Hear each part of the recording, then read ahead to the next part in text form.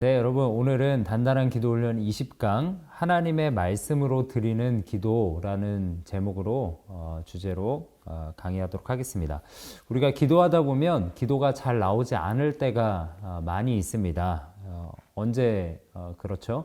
기도를 해야 하는데 너무 내 상황이 좋지 않거나 어떤 심한 고난을 당한다든지 질병적으로 너무 어렵다거나 육신적으로 피곤할 때, 직장 생활하거나 아니면 공부를 하는 과정 가운데서 너무 피곤하면 기도가 잘 나오지 않죠. 또 감정이 기도는 해야 한다는 그런 머리에 지식은 있는데 이 감정이 따라오지 않을 때가 있습니다. 또 아니면 영적으로 죄를 지었다거나 또 때로는 어떻게 기도해야 될지 모르는 경우가 생길 때가 있죠.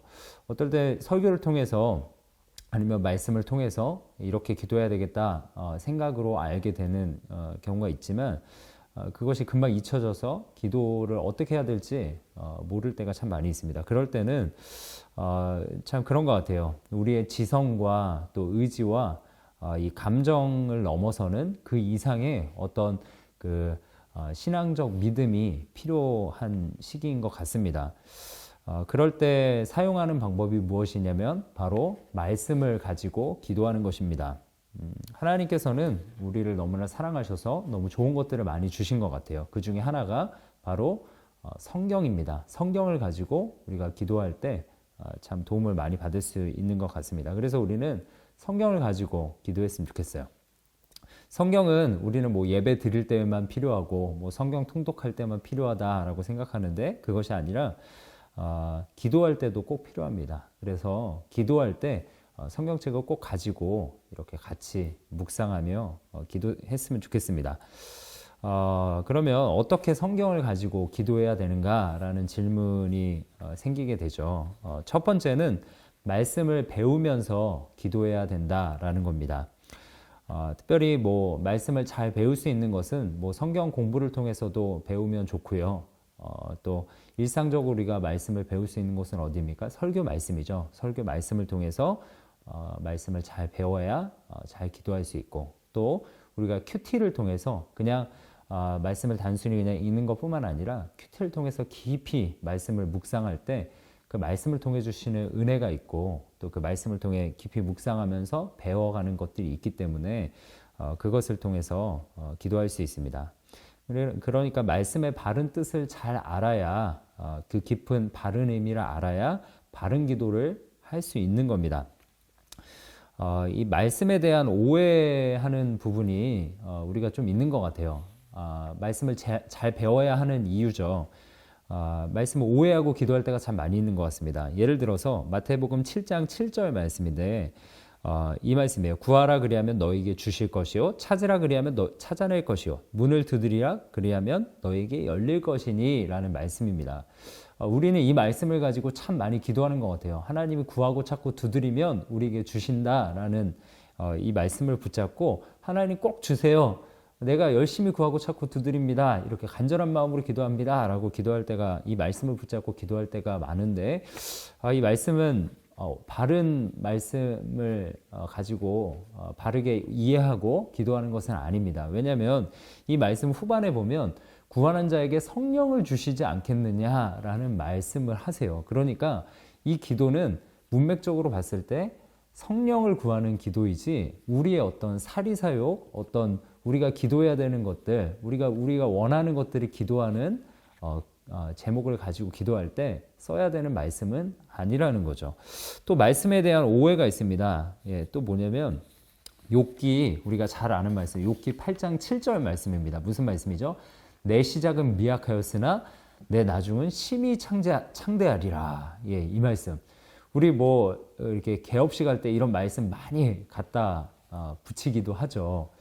그런데 여러분 이 말씀에는 오해가 있습니다. 말씀을 잘 알아야 되는 이유가 여기에 있는데 이 말은 욥의 친구 빌닷이라는 사람이 욥이 고난을 당했을 때 하나님으로부터 사탄의 허용을 통해 하나님께서 많은 고난을 허락하시지 않습니까? 욥도 질병을 얻고 자녀들 다 죽고 여러 가지 힘든 상황 가운데 있을 때 빌닷이라는 사람이 찾아와서 욥을 위로한답시고 계속 얘기를 하다가 이런 이야기를 하는 겁니다. 욥, 너는 네 죄 때문에 너의 자녀들 죄 때문에 이렇게 고난을 당하고 있어. 그러나 네가 회개하면서 하나님 앞에 나아갈 때 그 다음에 하는 말씀이 이 말씀입니다. 내 시작은 미약하였으나 내 나중은 심히 창대할 거야 라고 빌닷이 이야기하는데요. 그런데 이 말씀을 바르게 해석하려면 욥기 42장 7절 보면 이렇게 말씀이 나와 있습니다. 여호와께서 욥에게 이 말씀을 하신 후에 여호와께서 대만 사람 엘리바스에게 이르시되 내가 너와 내 두 친구에게 노하나니, 두 친구 안에 이 빌닷의 말도 포함이 되는 겁니다. 이는 너희가 나를 가리켜 말한 것이 내 종 욥의 말과 같이 옳지 못함이니라 이렇게 이야기하고 있습니다. 그러니까 하나님께서 이 빌닷의 말을 욥의 말과 같이 옳지 않다. 너는 이 틀린 말을 했다라고 말씀을 하는데 우리는 이 말씀을 가지고 내 시작은 미약하였으나 사업의 시작은 미약했으나 나중에 창대하겠다. 이 말씀에 대한 오해죠. 문맥적으로 잘 파악을 하고 어떤 의미에서 나왔는지 알고 말씀을 인용해서 우리가 기도해야 되는데 잘못하고 있는 거죠. 세 번째 오해는 뭐냐면 예레미야 33장 3절 말씀입니다. 너는 내게 부르짖으라. 내가 내게 응답하겠고 내가 알지 못하는 크고 은밀한 일을 내게 보이리라. 이 말씀.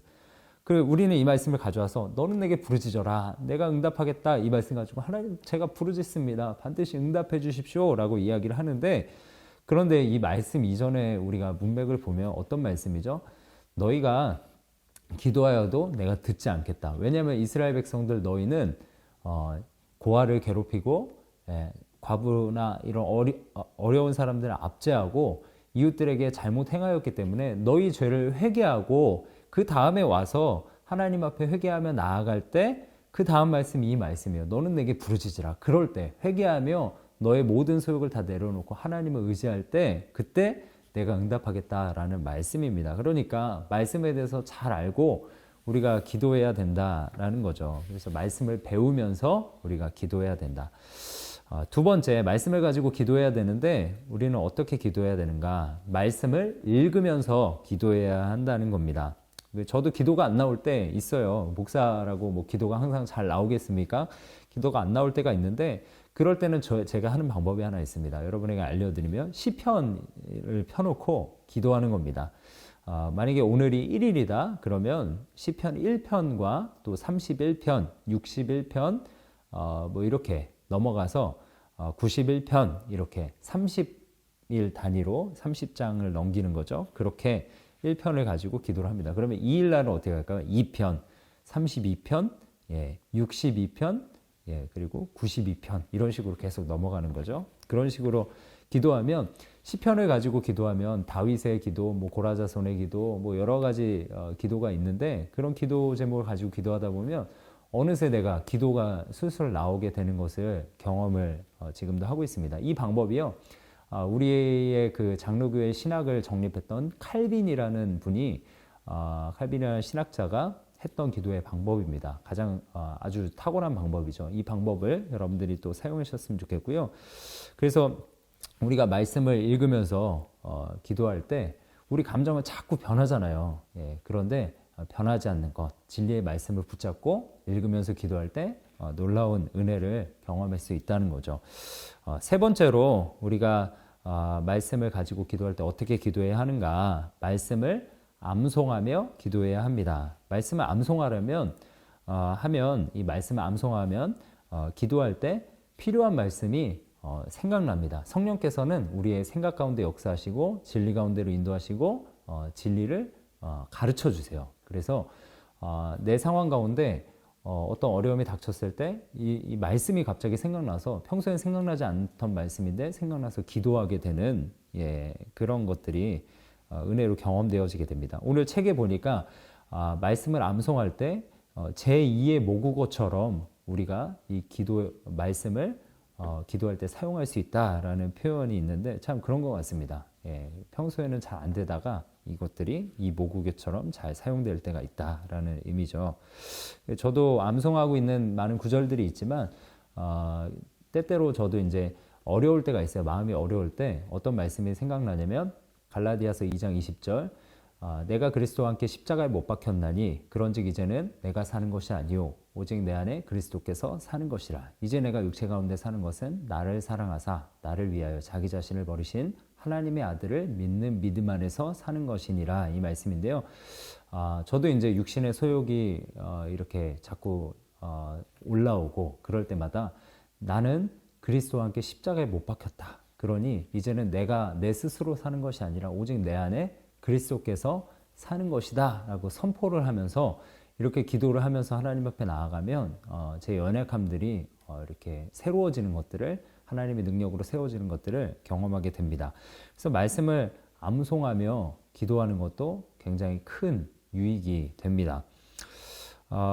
이런 분들이 있어요. 가끔 기도하기 전에 말씀을 보는 것이 참 필요한데 말씀을 보지 않고 먼저 기도부터 막 1시간 이상 하시고 그 다음에 말씀을 보시는 분들이 있습니다. 물론 말씀이라도 보시면 좋겠지만 기도만 하면 안 된다는 거죠.